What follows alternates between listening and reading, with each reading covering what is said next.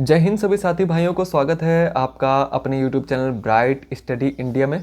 दोस्तों आज का टॉपिक है कि कई मेरे साथी भाई पूछ रहे हैं कि एसएससी जीडी का आंसर की आ चुका है, स्कोर कार्ड कब तक आएगा और आपके फिजिकल कब से शुरू होने की संभावना है और कट ऑफ क्या रह सकती है।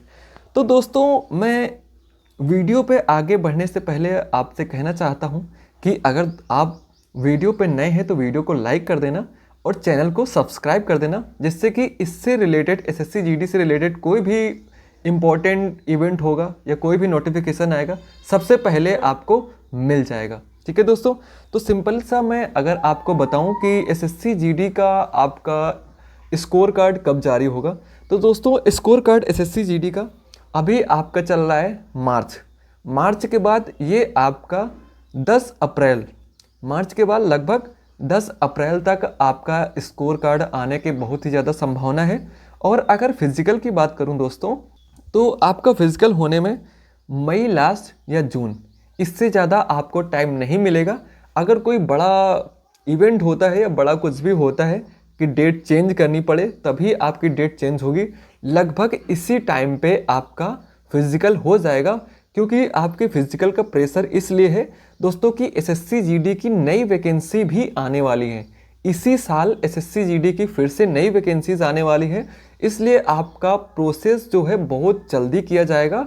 तो मैं अगर बताऊं कि आपकी कट ऑफ का, तो कट ऑफ का वीडियो दोस्तों मैंने ऑलरेडी डाल रखा हूं चैनल पे। आप स्क्रॉल करेंगे या मैं कमेंट में पिन कर दूंगा, तो वहाँ से आप देख पाएंगे कि आपकी कट ऑफ क्या रह सकती है। अगर मेरे द्वारा बताए गए कट ऑफ मार्क के समथिंग अगर आपके मार्क बन रहे दोस्तों, तो आप फिजिकल की तैयारी निसंदेह तैयारी शुरू कर दीजिए और अच्छे से फिजिकल की तैयारी करेंगे तभी आप फिजिकल फिट होंगे। ठीक है, तो मैं यही कहना चाहता हूं दोस्तों कि अगर आप के मार्क इस बार भी कम है तो अच्छे से स्टडी कीजिए और फिजिकल की तैयारी भी कीजिए, और उसके साथ नेक्स्ट वैकेंसी आने वाली है इसी साल में, तो उसकी भी तैयारी कीजिए। मैं उसका भी प्रॉपर वीडियो बना दूंगा कि कैसे आप स्टडी अच्छे से कर पाएंगे। उसमें पूरा स्टडी का मटेरियल या स्टडी करने का तरीका आपको समझा दूंगा। उसके बाद आपको समझा दूंगा कि आपकी वैकेंसीज कब तक आएगी, वो तमाम चीज़ें जो नेक्स्ट वैकेंसीज आने वाली है उसके बारे में एक सेपरेट वीडियो बना के आपके लिए लाऊंगा। तो उस वीडियो को भी मिस मत करिएगा, उस वीडियो को देखिएगा और कमेंट एक प्यारा सा ज़रूर करिएगा। और अगर आपको इस वीडियो के रिगार्डिंग या आपके स्कोर कार्ड या आपकी बात करूं कट ऑफ, या तो अगर आपकी बात करूं कि फिजिकल कब होगा, तो अगर इसके रिगार्डिंग अगर आपको भी कोई भी क्वेरीज है तो आप नीचे कमेंट बॉक्स में जाइए और कमेंट करके पूछ सकते हैं, मैं सभी का रिप्लाई दूंगा। तो बढ़ते हैं दोस्तों इन्हीं शब्दों के साथ। मेरे कई ऐसे साथी भाई हैं जो अपने हाथ में टैटू या बॉडी में किसी भगवान या कहीं पे राम लिखा है या कहीं पे उन्हीं का नाम लिखा है। ठीक है, कई ऐसे साथी भाई हैं जो एसएससी जीडी का फिजिकल देना चाहते हैं और फिजिकल देने के बाद उनको मेडिकल देना है।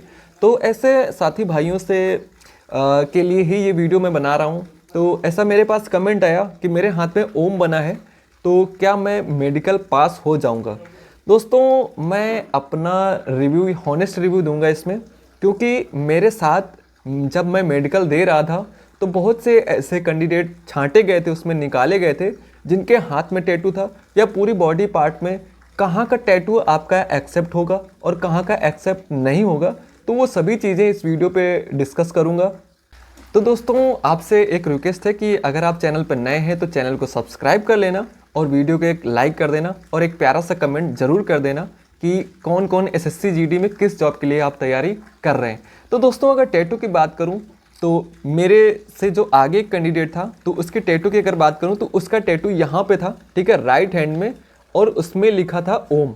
लेकिन उसका टैटू था कम से कम 15 से 16 साल पुराना, जो ब्लर हो गया था बहुत सारा टैटू।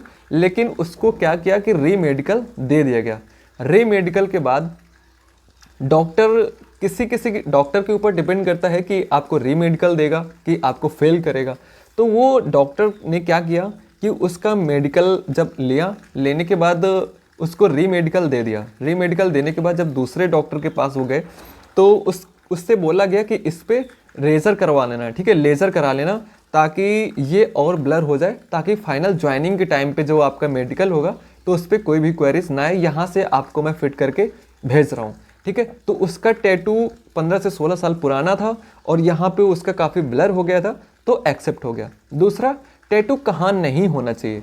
टैटू दोस्तों, अगर आपका ये राइट हैंड है, राइट हैंड से ही सैल्यूट करते हैं, और यहाँ पे अगर आपने राम श्याम मोहन सोहन कुछ भी अगर आपने लिखा रखा है, कोई हर्ट माँ वगैरह, अगर कुछ भी आप भक्त हैं किसी भी भगवान के, सब कुछ अगर आपने लिख रखा है, यहाँ पे कोई टैटू है, ठीक है, और अगर उसका आपने लेज़र नहीं कराया, अगर आपका वो टैटू दिख रहा है तो आप 100% अनफिट हो जाएंगे।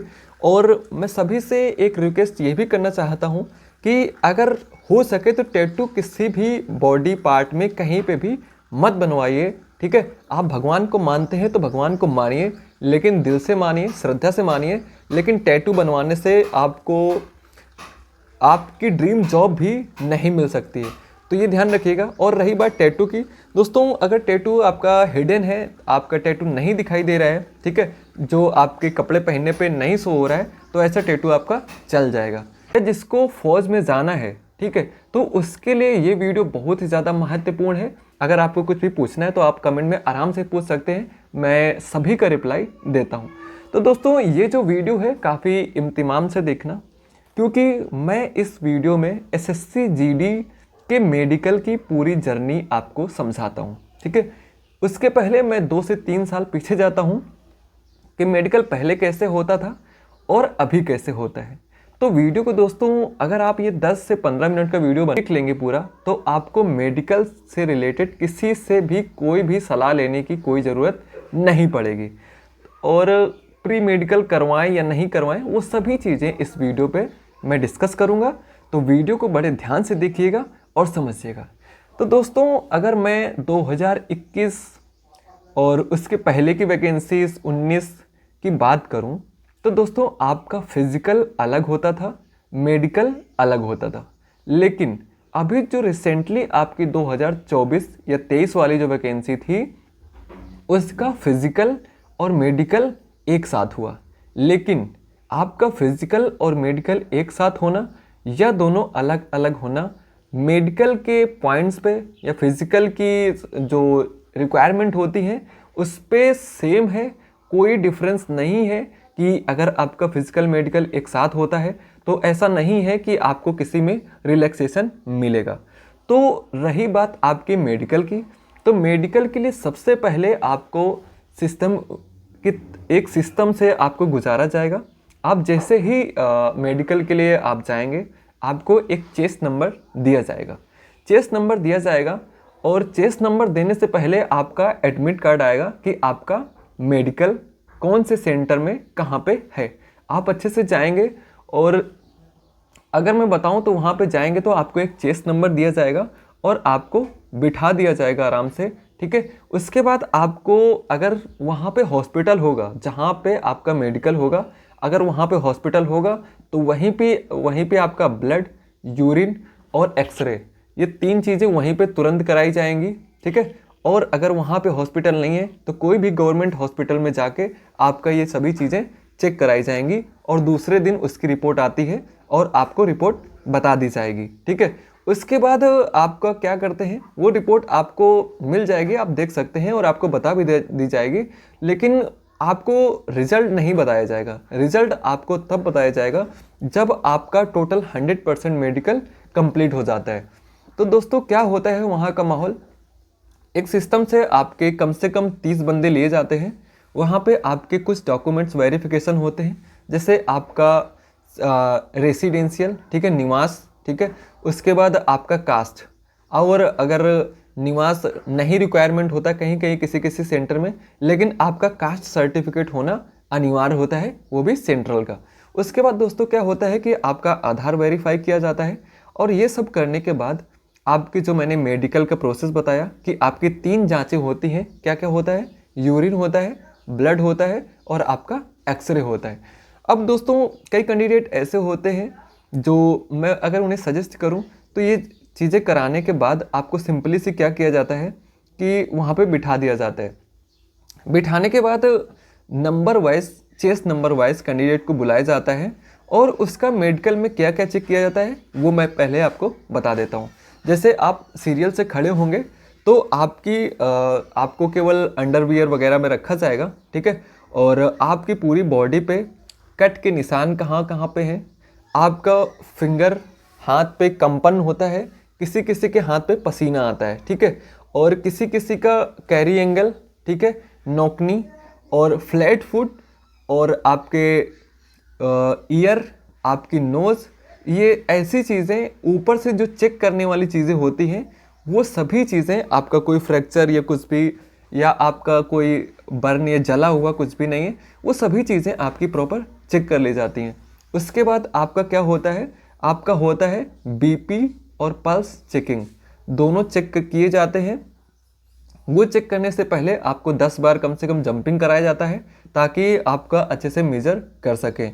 उसके बाद वहाँ पे चेक होता है आपका टीथ, आपके सभी दांतों को अच्छे से देखा जाता है। ज़्यादातर कैंडिडेट दांतों में कभी फेल नहीं होते, इसलिए दांतों को लेकर कोई भी ज़्यादा क्वेरीज मन में ना रखना, ठीक है।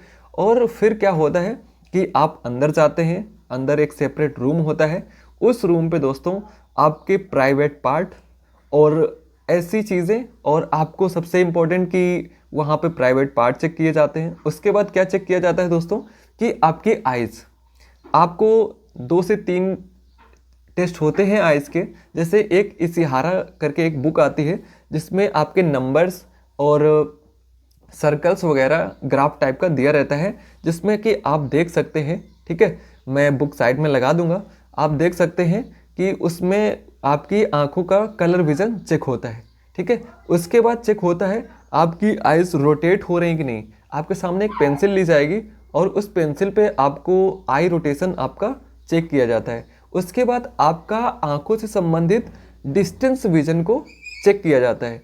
तो इतना सब चेक करने के बाद बाकी अगर मैं बताऊं तो इसके अलावा आपसे और कुछ ज़्यादा चेक नहीं किया जा सकता, ना तो ज़्यादा चेक किया जाता है ना ही क्या करेंगे, बाकी पूरी बॉडी पहले ही वो चेक कर लेते हैं। तो इतना चेक होने के बाद फाइनली आपका रिजल्ट बनता है। रिजल्ट बनने में जो कैंडिडेट होते हैं तो उनको बता दिया जाता है कि वो किस पॉइंट में बाहर हुए हैं, ठीक है, कौन मेडिकल फिट है, कौन अनफिट है। जो अनफिट है उसको रीमेडिकल दिया जाता है, और जो फिट है, ग्राउंड फिट है, तो उसको फिट का सर्टिफिकेट कोई नहीं मिलता, केवल जो अनफिट है या प्रेजेंट में फिट नहीं हो पाया उसको ही सर्टिफिकेट दिया जाता है, और उसका दूसरे ही दिन फिर से मेडिकल कराया जाता है। तो कई कैंडिडेट ऐसे होते हैं जिनको आइस में रीमेडिकल मिल जाता है, आँखों में, ठीक है। एक कैंडिडेट ऐसा था जिसका आई रोटेशन सही से नहीं हो रहा था, अगर इधर पेंसिल जा रही थी, ठीक है, तो ऑटोमेटिक आइस बैक हो जा रही थी, तो उस पर मिल गया। और एक कैंडिडेट का वो फीमेल थी, उसको मेडिकल जो रीमेडिकल मिला था और वो फाइनली अनफिट हो गई। उसके दूध से, वो जो मिल्क होता है बॉयल गर्म दूध से, उसकी स्किन जली हुई थी। तो तमाम तरीके से आपको अनफिट किया जाता है वहाँ पे, लेकिन वो आप चैलेंज भी कर सकते हैं, लेकिन आपको बताया भी जाता है, उसका प्रॉपर जांच किया जाता है, तभी आप अनफिट होते हैं। बहुत से ऐसे कैंडिडेट हैं जो फिट, ग्राउंड फिट हो एक ही बार में हो जाते हैं। बाकी अगर दोस्तों मैं बात करूं मेडिकल की, तो मेडिकल का जो लेवल होता है वो, आप आर्म्ड फोर्सेस में जा रहे हैं, ठीक है, आप फोर्स की जॉब चूज़ कर रहे हैं, तो मेडिकल का स्टैंडर्ड बहुत ही ज़्यादा अच्छा होता है, सभी चीज़ों को बारीकी से देखा जाता है, ठीक है। तो आप ये मत समझिएगा कि बहुत ही ज़्यादा आसान मेडिकल होता है। मेडिकल अच्छा खासा तरीके से, बहुत अच्छे तरीके से आपकी सभी जांचें, आपको सभी चीज़ों को चेक किया जाता है। बाकी अगर दोस्तों मेडिकल के रिगार्डिंग आपको कोई भी जानकारी चाहिए, जैसे कोई भी कैंडिडेट का टैटू के रिगार्डिंग अगर जानकारी चाहिए कि टैटू, तो टैटू की अगर बात करूं तो दोस्तों कि आपका जो राइट हैंड है जिससे आप सैल्यूट करते हैं, तो उस पर यहाँ पे टैटू नहीं होना चाहिए, ठीक है। तो ऐसी कई चीज़ें हैं, अगर आप कमेंट करेंगे तो मैं आप सभी का रिप्लाई दूंगा। जय हिंद दोस्तों।